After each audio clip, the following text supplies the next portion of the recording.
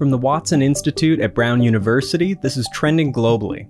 I'm Trending Globaly's producer and your guest host, Dan Richards. Since he descended his golden escalator, Trump's nativist, racist, and anti-immigrant rhetoric has been a bit of a shock to the U.S.'s body politic. But the sentiments Trump expresses, and even some of the policies he champions, have existed in America since long before 2016. And if we don't get our act together, Dan Denvir believes, they'll stick around long after he's gone. Denvir is a journalist, host of the hit podcast The Dig, and a visiting fellow at Watson's Taubman Center. His new book is called All-American Nativism: How the Bipartisan War on Immigrants Explains Politics as We Know It. As he illustrates in the book, nativism has played a foundational role in American politics for about as long as we've been a country, despite what many on the left, right, and center claim today. This interview was so wide-ranging that we ended up deciding to break it into two parts.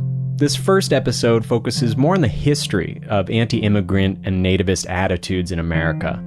The second part, which will come out next week, looks more at the role nativism plays in our politics today. I started by asking Denvir about the initial motivation for writing this book. I'll let him explain it.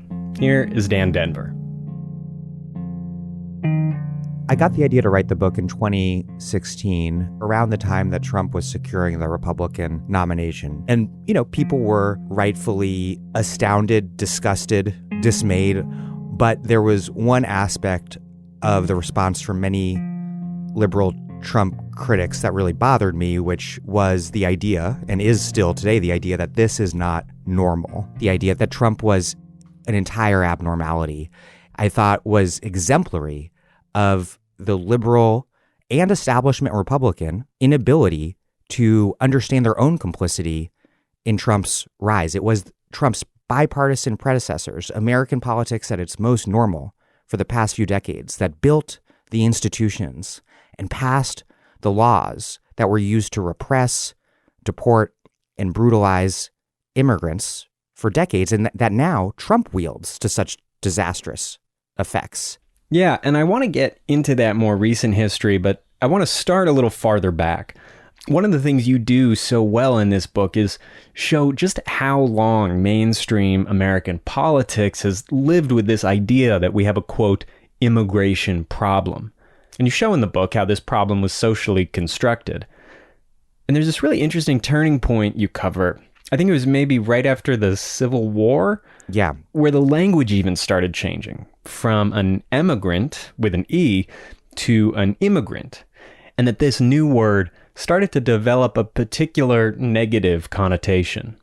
Yeah, I have to credit Donna Gabachia, a historian, an immigration historian who has written powerfully on this subject. And it's remarkable work because what it shows is that until the late 19th century, that the term wasn't immigrant, it was emigrant. And that's not just semantics. The word emigrant was used both to describe people who were coming from Europe to the Eastern Seaboard, major immigrant receiving cities like Boston and New York. And it was also used, tellingly, for people moving from the Eastern Seaboard, regardless of where they were born, out to the expanding Western frontier.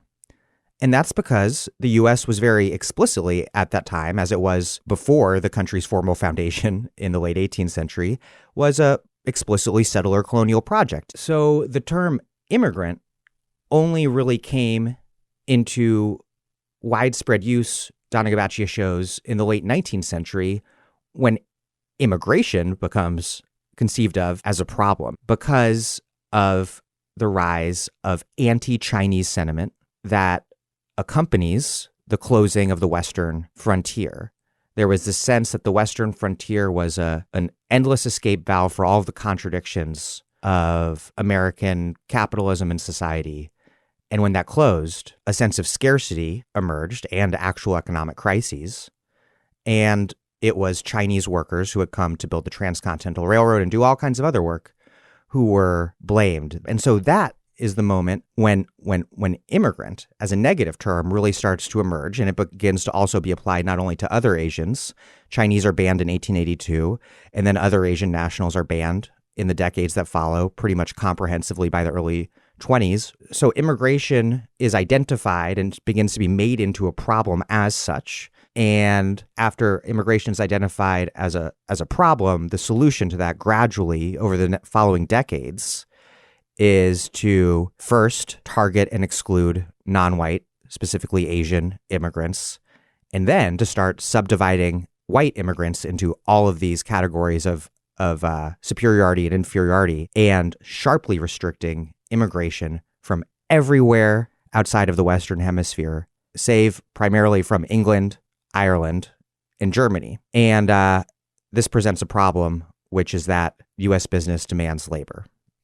This period you're discussing right now is when we had these sort of explicitly race-based quotas, right? Yeah, nationality-based, but nationality as a functionally as a subcategory or pretext for race. Right. We had explicitly racist immigration laws in this country from the first Naturalization Act passed in the late 18th century. I don't remember the year, just after the Revolution, which opened citizenship to all free white people, to 1965, when the national origins quotas passed in the 1920s were abolished.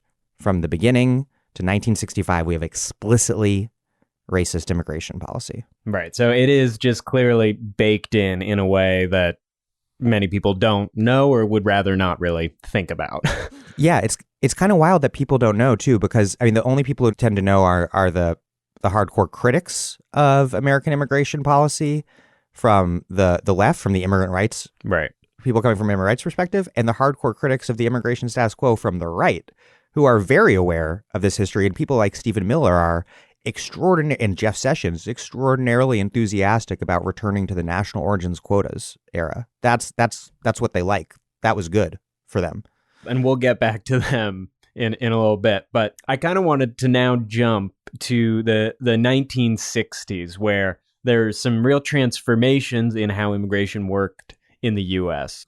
So I wonder if you could just talk a little bit about both the Bracero program and what was the significance of its ending, as well as the Hart-Celler Act. And I'll let you explain them and how they kind of intersect to create the world that might be more familiar to listeners today. Yeah, so there's a lot of history there, and I guess right. Yes.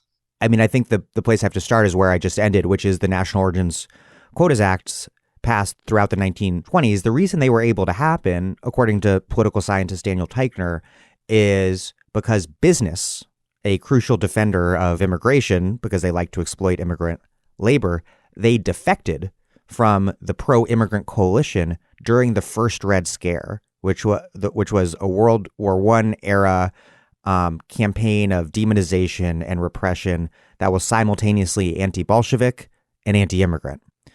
And the politics, the political tumult of that moment gave nativists unprecedented political space to push through these restrictions. But that didn't mean that business was just like, okay, we're not going to have cheap labor to exploit.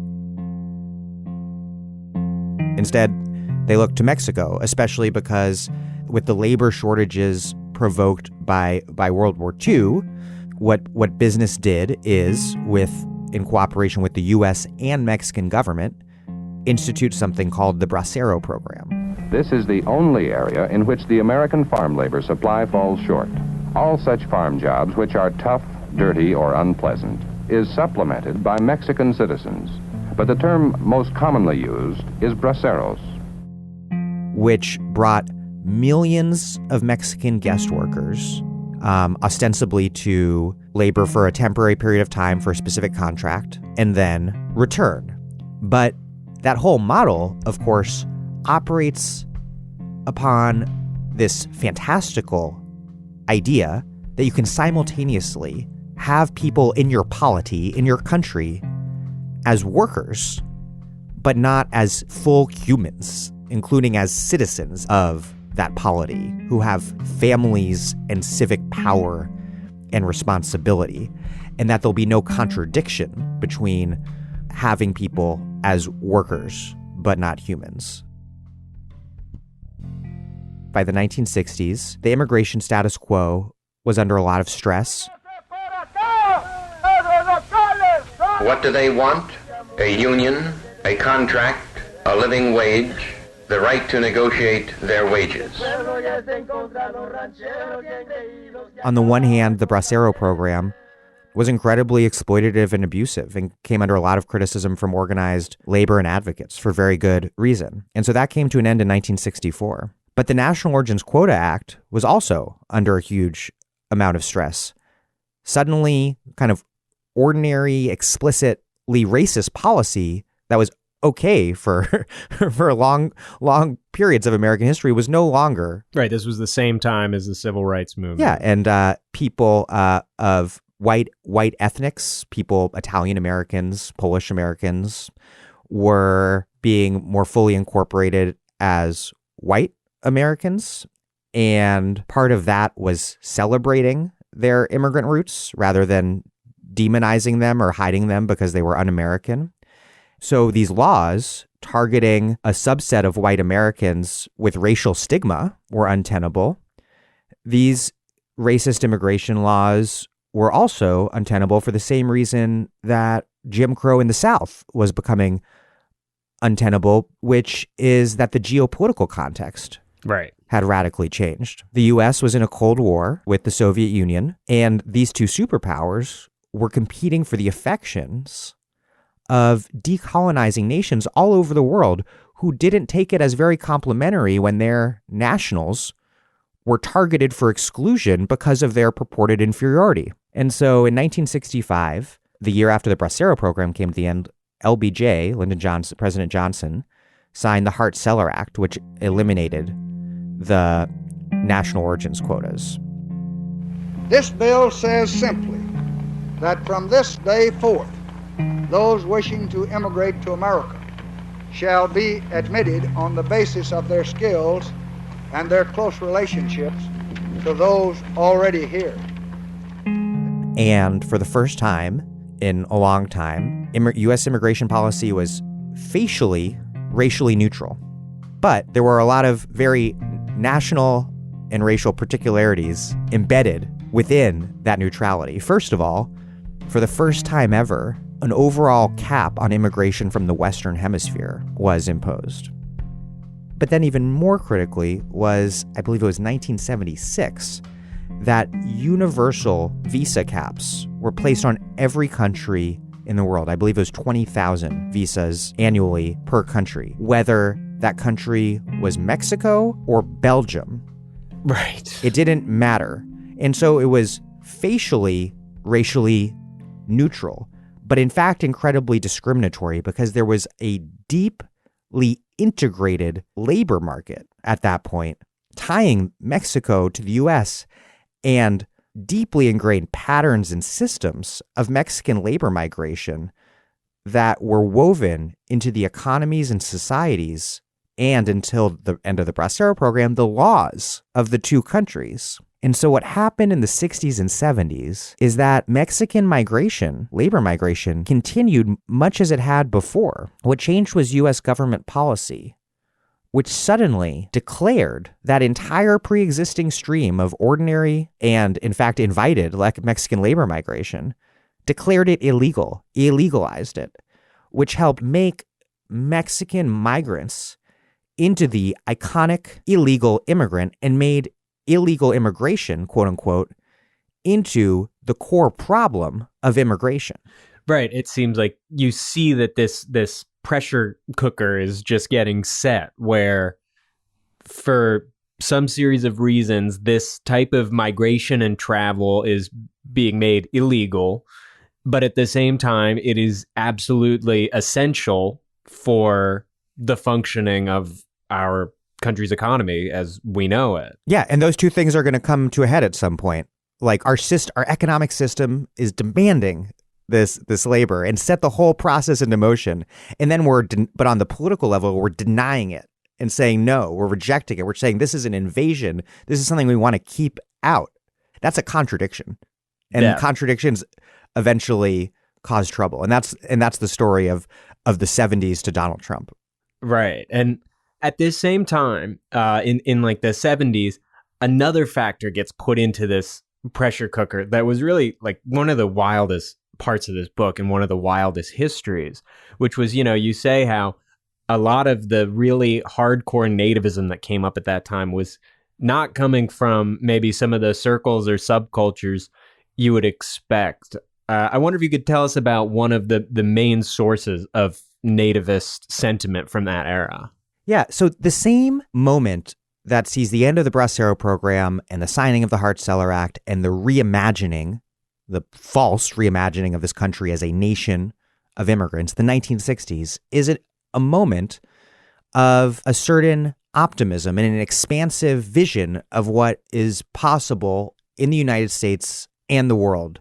This is LBJ's Great Society moment, where he calls for, quote, an order of plenty for all of our people, directed to, quote, elevate our national life and to advance the quality of our American civilization. Just incredibly lofty vision of what's possible. And that all blows up very soon after. The war in Vietnam shows the sharp limits of American military power, and the economic crises of the 1970s bring the long period of enormous post-war growth to a grinding, sudden halt. And then begins the attacks on labor and the wage stagnation that we've seen from the 70s to this current day. Everything goes from like the most rosy, optimistic, utopian vision to the sense that the world is a bad place where everyone has to look out for themselves with scarce resources that each person and nation is in a zero-sum game to control. This is also the moment when modern environmental consciousness really emerges. And a lot of that is a good thing, obviously. But one of the major focuses of environmentalism in this period is not about any particular polluting industry. It's not about the oil industry or the chemical industry or logging companies. It's obsessed with human population, with so-called overpopulation.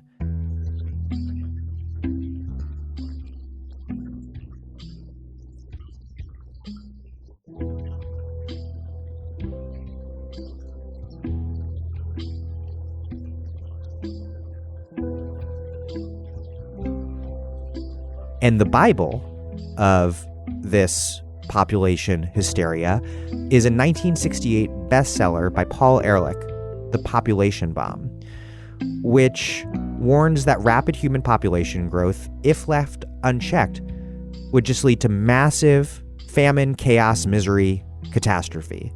And this is accepted as gospel. As science, gospel. Scientific truth. Gospel, scientific truth by just extraordinary numbers. And this guy, an ophthalmologist from Michigan named John Tanton, goes on in 1979 to found a group called the Federation for American Immigration Reform, or FAIR. And over the following years, he goes on to found basically every single significant national anti-immigrant organization in this country that is with us to this day. FAIR, the Center for Immigration Studies, U.S. English, Numbers USA. Is more always better?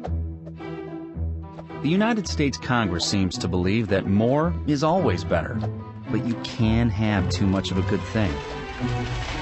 Take immigration numbers, for instance. He either directly or had a role in founding all of those. That is such a disturbing thing for anyone who considers themselves like an environmentalist or deeply concerned about Earth's resources. Just knowing that history, and you write. There's a great quote of someone who I think had a discussion with Tanton, where they were like, yeah, everything he kind of described about scarcity and ecological, caring for the environment and all these things, it was all sort of making sense, but just at the end, you just felt like you wanted to take a shower. Yeah. There's just something about it that is not right. Yeah, he did an amazing job mainstreaming racist anti-immigrant politics, but kept getting himself in trouble by saying extremely racist white nationalist things. An irony that I end my book on in terms of this ecological, environmentalist, populationist origin story is that, ironically, the problem was never the poor, racialized others who have been targeted by anti-immigrant politics.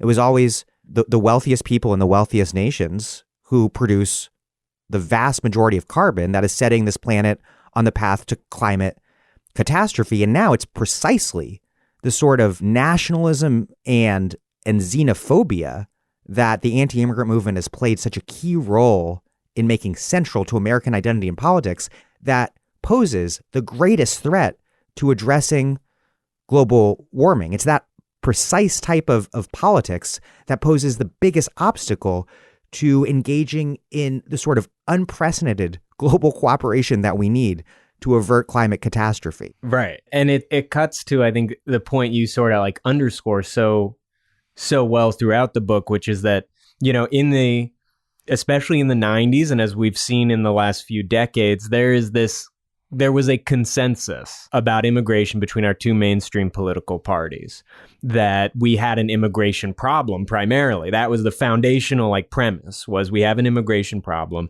and it needs to be solved with some types of enforcement and deportation and policing of people who come in and out of this country. This consensus that started to exist, and I think in some ways an escalation of anti-immigration policies. How did that consensus come to exist in the 90s, and what defined it? Yeah, so the idea that immigration is a problem, we've talked about how that developed in the late 19th century, but it again becomes a sort of problem, establishes a sort of problem with the mass illegalization of Mexican immigrants that I mentioned earlier in the 1960s and 70s. And there's all kinds of efforts in the 1980s, notably the 1986 Immigration Reform and Control Act, this massive bill that both legalizes, I think, about 2.7 million mostly Mexican undocumented workers, but also provides for sanctions against employers who hire undocumented immigrants, which FAIR and other anti-immigrant advocates hope will finally shut off the business demand for undocumented immigrants. That doesn't work because the employer sanctions are toothless. The nativists are right about that. So immigration politics is already an enormous deal in the 1980s, but the partisan conflict over immigration and this sort of competition over escalating crackdowns on immigrants and the borders really emerges in the 1990s when IRCA, the 1986 bill, quote unquote, doesn't work. And there's still huge numbers of people crossing the border without authorization at a time when there's a post-Cold War economic downturn in the early 1990s, at a time when NAFTA is being negotiated and American workers 2 decades in to stagnating wages are incredibly anxious about their place in an ever more global economy. And what happens in the early 1990s is 2 key events. First, in El Paso, Texas, the Border Patrol sector's first Hispanic Border Patrol chief, Sylvester Reyes, does something sort of renegade and concentrates all of the agents in his sector in downtown El Paso, where for years, undocumented people had commuted back and forth between Juarez and El Paso. It wasn't so much a site for migrating into the United States permanently without documentation, but part of the daily life of a 2-city transnational border metropolis. But what happens when he does that is he does shut down this massive, ordinary, undocumented crossing point. And what that action does is seemingly prove that what was thought to be impossible is in fact entirely possible, and that the border can be secured. That was called Operation Hold the Line. Around the same time in 1994, anti-immigrant activists in California put a measure on the ballot called Proposition 187 that would deny all social services to undocumented immigrants, including public education. Extremely draconian bill. They keep coming. 2 million illegal immigrants in California. The federal government won't stop them at the border, yet requires us to pay billions to take care of them.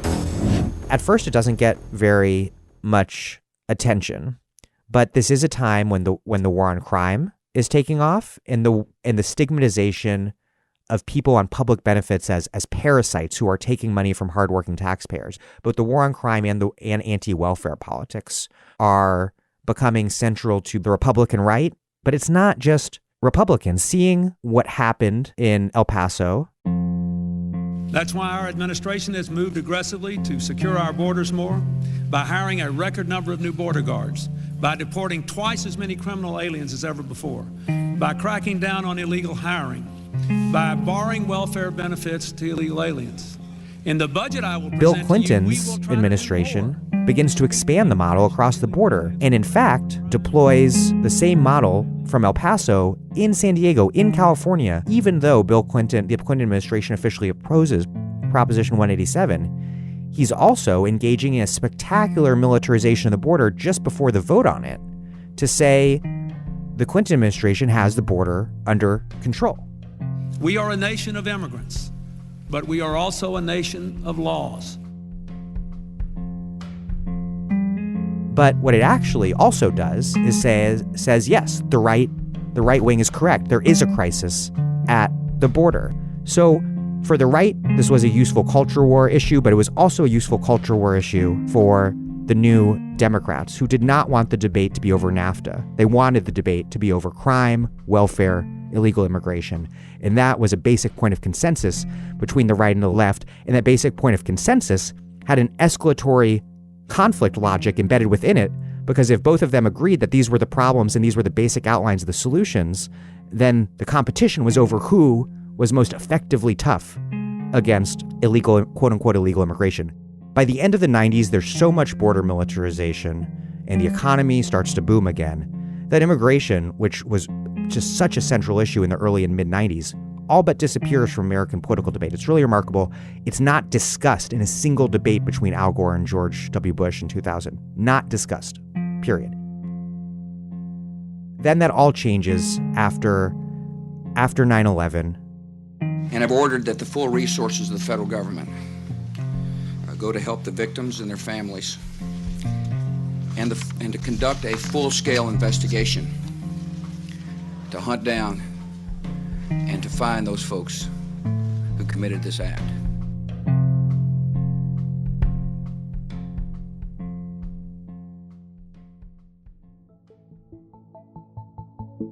Thanks for listening to part 1 of our conversation with Dan Denvir. It was produced by me, Dan Richards, and Jackson Cantrell. Our theme music is by Henry Bloomfield. Additional music by the Blue Dot Sessions. You can find more episodes just like this by subscribing to us, trending globally, on Apple Podcasts, Stitcher, Spotify, or wherever you listen. And if you haven't listened to Dan Denvir's podcast, The Dig, definitely subscribe to that while you're at it. He has incredible conversations with brilliant thinkers, and listening to it will make you a smarter, better person. For more information about this show and other podcasts produced by the Watson Institute, go to watson.brown.edu. Thanks for listening, and tune in next week for another episode of Trending Globally.